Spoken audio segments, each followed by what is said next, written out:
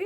हाँ, तो मैं आपको बता रही थी कि HNO3 का पहले हमको क्या देखना है, स्ट्रक्चर देखना है। सो यहाँ पर मैं आपको स्ट्रक्चर में कुछ डिटेल में बताने वाली हूँ कि ये स्ट्रक्चर ऐसे कैसे बना। देखिए, पहले मैं नाइट्रोजन का एक स्ट्रक्चर बना देती हूँ।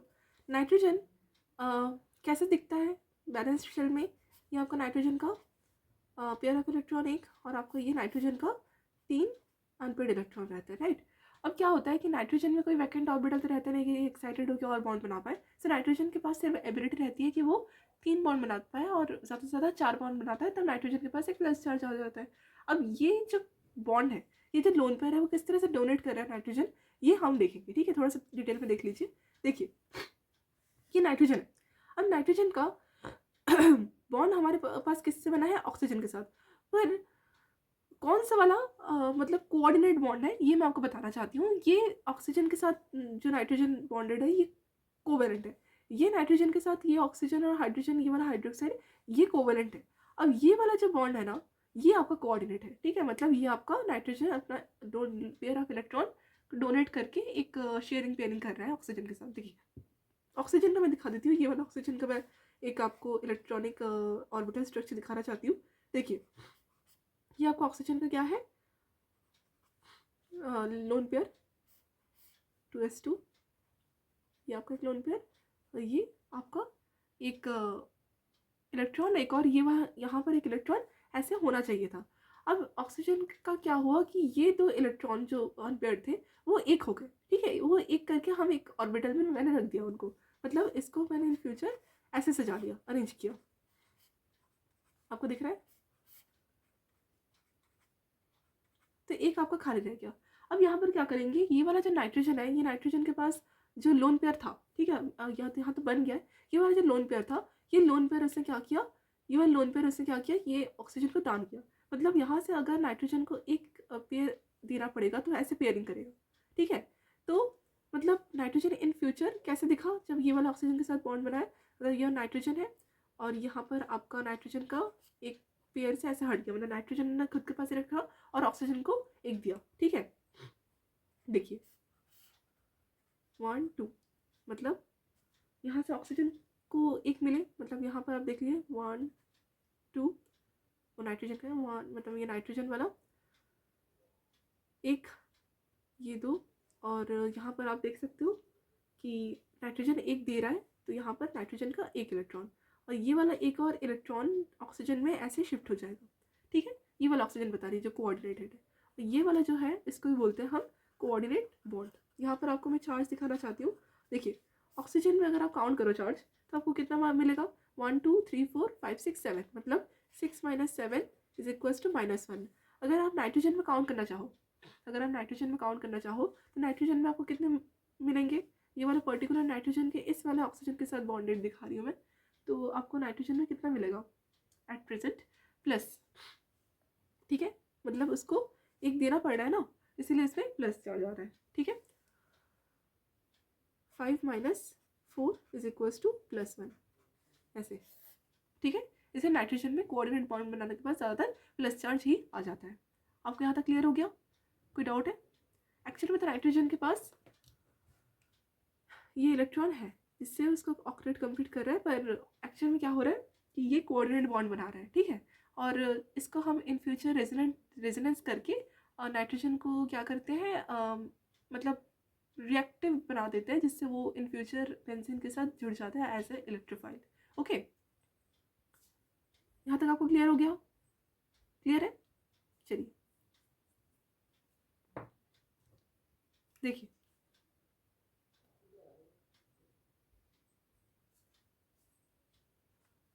अब मुझे आपको क्या बताना है कि ये आपको क्या है, नाइट्रिक एसिड के साथ मुझे रिएक्ट करवाना है सल्फ्यूरिक एसिड को।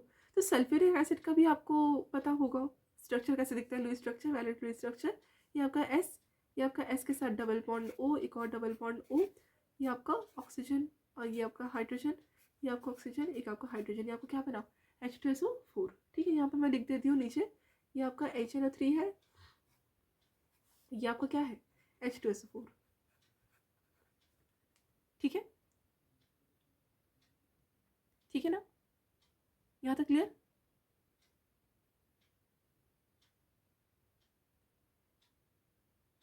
Coordinate bond.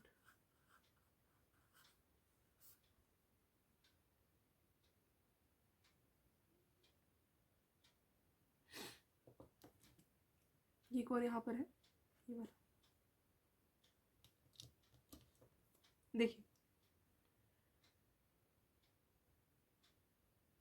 यहाँ पर हमको मैकेनिज्म को फॉलो करना है। मैकेनिज्म को फॉलो कैसे किया जाता है, देखिए सल्फ्यूरिक एसिड में ये आपका एक O और H का आपको बॉन्ड दिख रहा होगा। यहाँ पर आपको हाइड्रोजन में स्लाइटली पॉजिटिव चार्ज दिखेगा और ऑक्सीजन में स्लाइटली नेगेटिव चार्ज, मतलब oxygen is highly electronegative than hydrogen. इसीलिए क्या होता है कि ऑक्सीजन ना इलेक्ट्रॉन जितने भी हाइड्रोजन के पास होंगे ना वो सब ले लेगा खुद के पास खींच के, और हाइड्रोजन को अकेला छोड़ देगा। अब देखिए हाइड्रोजन क्या कर सकता है, सल्फ्यूरिक एसिड से हाइड्रोजन रिलीज हो सकता है, ठीक है, मतलब हाइड्रोजन आयन के फॉर्म में। तो ये आपका एन है, ये बीच में एन का सेंट्रल चार्ज पॉजिटिव दिखा रहा है, और यहाँ पर ये ओ, और ये माइनस पॉजिटिव होने की वजह से ना मतलब ओवरऑल चार्ज जो आता है नाइट्रिक एसिड में वो जीरो आता है, ठीक है, न्यूट्रल रहता है एसिड। अब देखिए ये वाला ऑक्सीजन, और यहाँ पर आपका एक ऑक्सीजन था, और इसमें लोन पेयर कितने दिख रहा है हमें, इन ऑर्बिटल स्ट्रक्चर में लोन पेयर आपको 3 दिख रहे होंगे, मतलब ऐसे 3 है, ठीक है, ये वाला, इसलिए तो माइनस आ रहा है क्या, 6 - 7 = 1। अब देखिए एन, यहाँ पर एक और एच है। अब ऑक्सीजन में क्या है आपका लोन पेयर ऑफ इलेक्ट्रॉन। अब ये लोन पेयर, दो लोन पेयर होते हैं, एक लोन पेयर आपको क्या करेगा, हाइड्रोजन के साथ अट्रैक्ट करेगा, और यहाँ पर अगर हाइड्रोजन के साथ एक अट्रैक्ट कर गया, मतलब एच पॉजिटिव के साथ, तो इसमें क्या हो जाएगा, ऑक्सीजन में 3 बॉन्ड होने के कारण इसमें एक ऑक्सीजन में प्लस चार्ज आ जाएगा। अब यहाँ पर आपका जो सल्फ्यूरिक एसिड है वो बाइसल्फेट आयन की तरह बाहर निकल जाएगा, बाइसल्फेट आयन, जो कि हम इसको HSO4 भी बोलते हैं, जिसमें एक माइनस का चार्ज आपको दिखता है, ठीक है, इसको बोलते हैं हम बाइसल्फेट आयन, ठीक है। अब देखिए इसमें पॉजिटिव चार्ज है, अब हमको क्या करना है कि इसको मतलब रेजोनेंस करना है। तो रेजोनेंस कैसे करते हैं, इसका आपको एक ऑक्सीजन दिख रहा होगा जिसमें नेगेटिव चार्ज है। अब ये नेगेटिवली चार्ज ऑक्सीजन का एक लोन पर इसमें नाइट्रोजन का एक सिग्मा बॉन्ड में शिफ्ट हो जाएगा, और देन आपको नाइट्रोजन में डबल डबल बॉन्ड का दिखेगा स्ट्रक्चर ऑक्सीजन के साथ, और नाइट्रोजन में स्टिल पॉजिटिव चार्ज एग्जिस्ट करेगा। इसके बाद आपका ये जो बॉन्ड है वो ब्रेक होकर इधर आ जाएगा, और ऑक्सीजन में प्लस चार्ज वैनिश हो जाएगा, और ओवरऑल प्लस H2O निकल जाएगा बाहर, और देन आपका बाइसल्फेट तो बाहर है ही।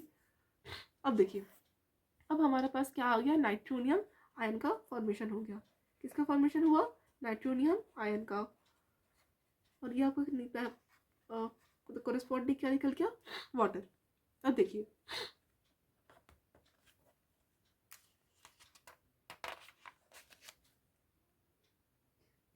हमको क्या करना है, इस नाइट्रोनियम आयन को क्या समझना है, इलेक्ट्रोफाइल। आपको पता ही है ये आपको इलेक्ट्रोफाइल है, कौन सा इलेक्ट्रोफाइल है, पॉजिटिव और स्ट्रॉन्ग इलेक्ट्रोफाइल है। इसको अब हमको बेंजीन के साथ रिएक्ट करवाना है, बेंजीन। अब देखिए ये बेंजीन के साथ रिएक्ट कैसे करेगा, बेंजीन के साथ जब भी इलेक्ट्रोफाइल रिएक्ट करता है विदाउट एनी मतलब एक्टिवेटेड और डीएक्टिवेटेड ग्रुप, तब ये सिंपल रिएक्ट करते हैं पाई बॉन्ड को छोड़ के, मतलब पाई बॉन्ड को ब्रेक करके। सो अगर ये पाई बॉन्ड दे रहे हैं मतलब ये न्यूक्लियोफाइल है, ठीक है, प्लस NO2 पॉजिटिव। सो ये पाई बॉन्ड ब्रेक हो जाएगा, और पाई बॉन्ड ऐसे ब्रेक होके आपको बाहर दिखेगा और एक बॉन्ड का फॉर्मेशन करेगा लाइक दिस। एंड ये आपको मैं खोल के दिखाती हूँ, O ये नेगेटिव, यहाँ पॉजिटिव और नेगेटिव ऐसे मतलब ओवरऑल फॉर्मल चार्ज आपको 0 दिखेगा इस कंपाउंड में, नाइट्रो कंपाउंड में, और साथ साथ यहाँ पर एक पाई बॉन्ड यहाँ, एक पाई बॉन्ड यहाँ है, एक ऊपर हाइड्रोजन भी तो है, हर बॉन्ड के पास एक हाइड्रोजन होता ही है बेंजीन में, आपको पता है।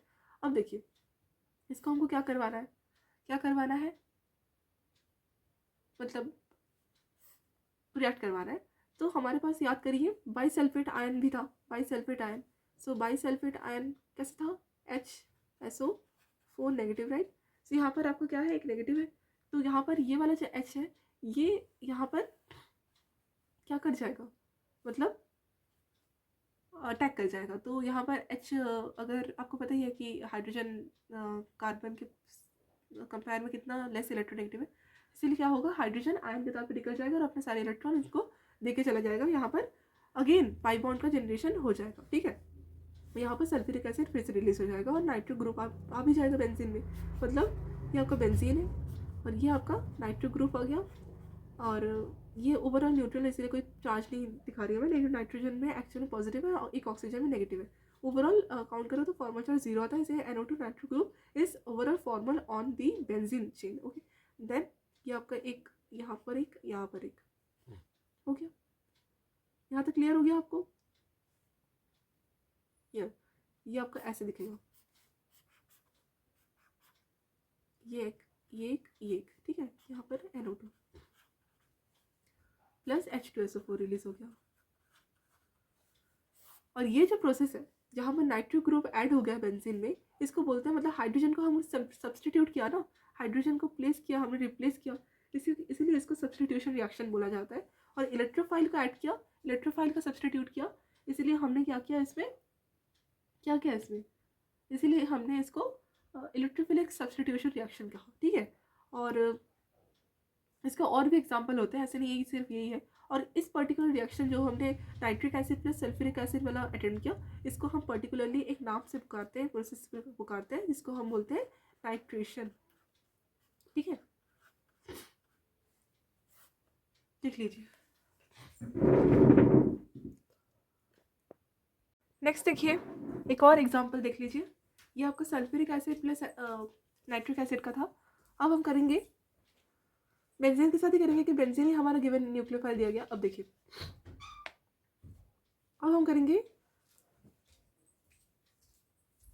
Cl2 plus FeCl3। और भी एग्जाम्पल हो सकते हैं, जैसे AlCl3 के साथ मिथाइल क्लोराइड। और example sulphur trioxide plus sulphuric acid. बस ये 3 एग्जाम्पल देख लीजिए, काफ़ी है। गिवन न्यूक्लियोफाइल वही है, सबके साथ हमको इलेक्ट्रोफाइल को जनरेट करके बेंजीन के साथ लास्ट में सब्स्टिट्यूट कर देना है हाइड्रोजन को। देखिए, इसके साथ हमको देखना पड़ेगा कि रिलीज क्या कर रहे हैं। एवरी टाइम वाटर रिलीज करेगा ये ज़रूरी नहीं है। और हाँ, जैसा वाटर भी था क्या हमारे पास, हाँ जैसा वाटर भी तो निकला था, वाटर हमको दिखाया नहीं था। हाँ, ये H2 का लास्ट में दिखा देना, H2। ठीक है, देखिए Cl2 प्लस FeCl3 का देख लीजिए। देखिए Cl2 मतलब Cl के साथ बॉन्डेड है, प्लस FeCl3 मतलब Fe है और Cl3 है, कुछ ऐसा स्ट्रक्चर है। देखिए, जब भी Cl के बीच में ऐसे आपको बॉन्ड देखने को मिला ना, तो आप समझ जाना कि इसमें क्या होता है, इसमें क्या होता है कि इंड्यूस डाइपोल डाइपोल इंटरेक्शन होता है। मतलब ये जो FeCl3 है, ये क्या करता है कि Cl को मतलब बहुत मतलब हाई बॉन्ड डिसोसिएशन की वजह से इसमें जो क्लीवेज हो जाती है ना, वो हेट्रोलिटिक होती है, होमोलिटिक नहीं होती। ज़्यादातर आपने देखा होगा कि सेम एटम्स के बीच में होमोलिटिक होता है, पर एक्चुअल में ये बॉन्ड डिसोसिएशन के ऊपर निर्भर करता है। अगर हाई बॉन्ड डिसोसिएशन एनर्जी दिया जा रहा है, मतलब इसमें हेट्रोलिटिक क्लीवेज हो रहा है, मतलब ये डेल्टा पॉजिटिव और डेल्टा नेगेटिव के ऊपर निर्भर करेगा। ये पॉजिटिव में टूटेगा, एक नेगेटिव में टूटेगा। ठीक है, अब देखिए क्लोरीन, समझ लीजिए कि एक आपका क्लोराइड आयन में टूटा और एक आपका क्लोरीन प्लस आयन में टूटा। जो प्लस है वो हाईली अनस्टेबल होने के कारण, मतलब जो क्लोरीन प्लस है वो हाईली अनस्टेबल होने के कारण क्या करेगा, रिएक्ट करेगा, और वही आपका एक्चुअल में इलेक्ट्रोफाइल होगा। ठीक है, मैंने आपको कहा था जितने भी हाइड्रोजन्स आपको जो पॉजिटिव में दिख जाए वो इलेक्ट्रोफाइल होंगे। और ये जो एक आपको क्लोराइड आयन है वो फर्दर Fe में इन्वॉल्व होगा बॉन्ड बनाने में विद अ नेगेटिव चार्ज। ठीक है, अब देखिए ये जो Cl प्लस है, इसको मुझे बेंजीन के साथ करवाना है रिएक्ट। अगेन वही सेम, बेंजीन में पाई बॉन्ड ब्रेक होगा, और Cl पॉजिटिव में आएगा। और इन फ्यूचर इसका आप स्ट्रक्चर देखिए तो आपको कुछ ऐसा देखने को मिलेगा। ये एक हाइड्रोजन, ये एक Cl। देन यहाँ पर आपका FeCl4 जो था उससे एक Cl नेगेटिव ब्रेक होगा, अगेन क्लीवेज होगा heterolytic, then again this minus charge will vanish and then neutral will be there in the form of FeCl3।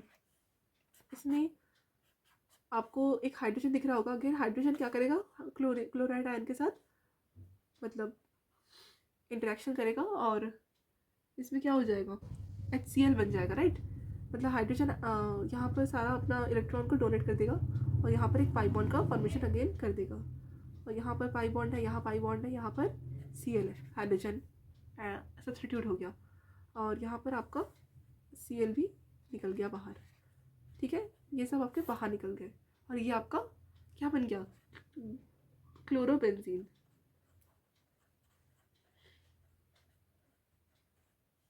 समझ आया, आया समझ।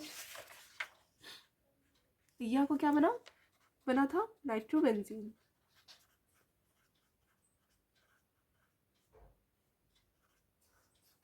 ठीक है, CH3Cl का देख लीजिए। देखिए CH3Cl, CH3 क्या है, एक इलेक्ट्रॉन डोनेटिंग ग्रुप। तो CH3Cl में ऐसे दिखेगा, प्लस में कौन है, Al3 Cl3। देखिए एक कोवेलेंट बॉन्ड होता है ये। अगेन इसमें स्लाइटली पॉजिटिव, इसमें स्लाइटली नेगेटिव। इसमें क्या हो जाएगा, होमोलिटिक क्लीवेज हो जाएगा, ये ऐसे और ये ऐसे। और CH3 पॉजिटिव कैटायन में टूटेगा और ये क्लोराइड आयन में टूट जाएगा। जो क्लोराइड आयन में टूटेगा वो फर्दर Al माइनस ऐसे बॉन्ड बना लेगा, क्लोरीन क्लोरीन क्लोरीन। और जो कार्बोकैटायन है वो फर्दर, ये जो मिथाइलियम आयन हमको दिख रहा है, ये आपका फर्दर किसकी तरह काम करेगा, इलेक्ट्रोफाइल की तरह। अब है तो हमारे पास गिवन न्यूक्लियोफाइल एज बेंजीन, इसमें आपको बता देना चाहती हूँ कि टॉलुइन दिख जाएगा आपको। ठीक है, आप समझ गए होंगे कैसे दिख रहा होगा, ऐसे दिख रहा होगा टॉलुइन। ठीक है, इसको टॉलुइन बोलते हैं जब मिथाइल ग्रुप ऐड रहता है बेंजीन में। ठीक है, और ये HCl भी इन फर्दर निकलेगा बाहर, माइनस HCl। हाइड्रोक्लोरिक एसिड नहीं होता, ये हाइड्रोजन क्लोराइड गैस होता है और आपका माइनस AlCl3 भी निकल जाएगा।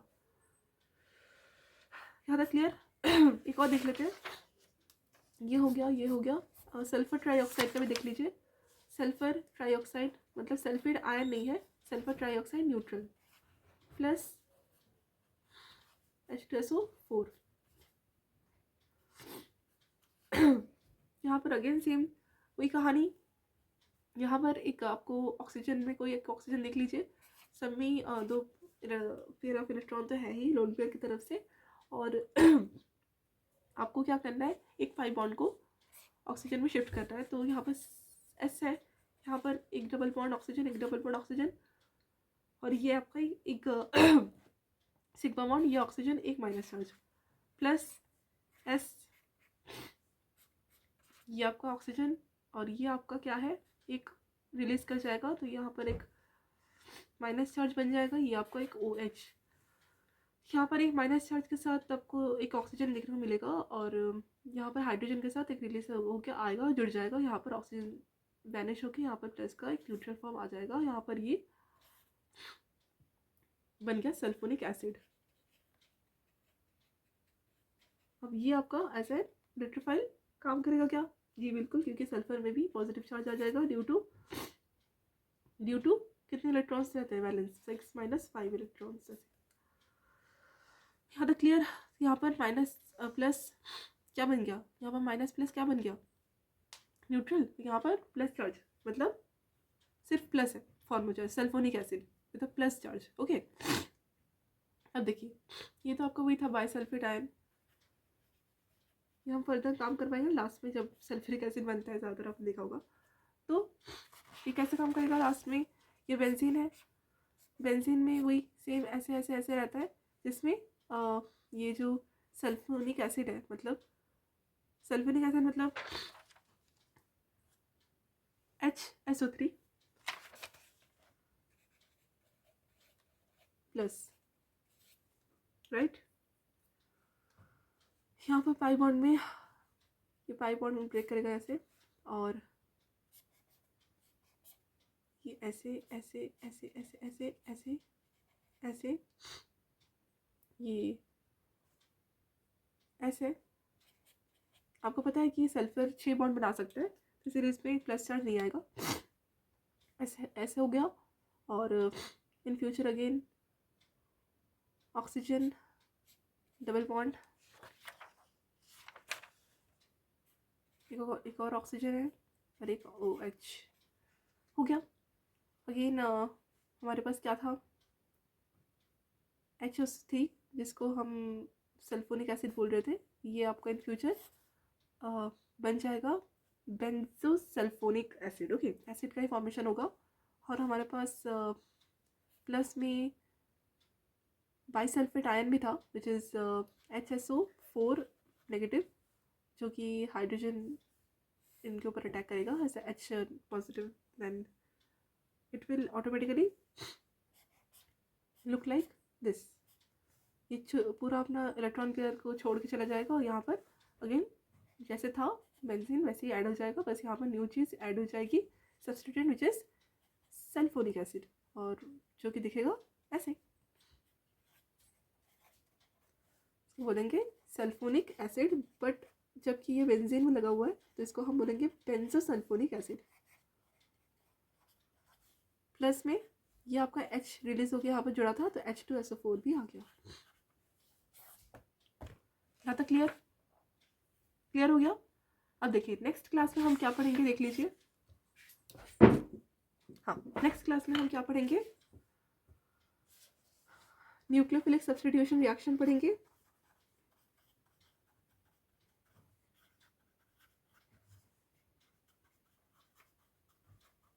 और आपको पता ही है, मैं थोड़ा सा डेमो दे देती हूँ। आपको पता ही है कि न्यूक्लियोफिलिक सब्स्टिट्यूशन रिएक्शन SN1 और SN2 टाइप्स का रहता है। अगेन न्यूट्रल फ्री रेडिकल जो रहता है वो टाइप्स का रहता है, वो मैं आपको डिस्कस अभी नहीं करने वाली, ये हम बाद में पढ़ेंगे, ठीक है। अब सब्स्टिट्यूशन रिएक्शन का क्लास चल रहा है, तो ये पहले कंप्लीट करने के बाद हम addition reaction, pericyclic reaction, isomerism reaction, ये सब elimination reaction type of reactions को पढ़ेंगे, ठीक है। चलिए आज के क्लास में बस इतना ही।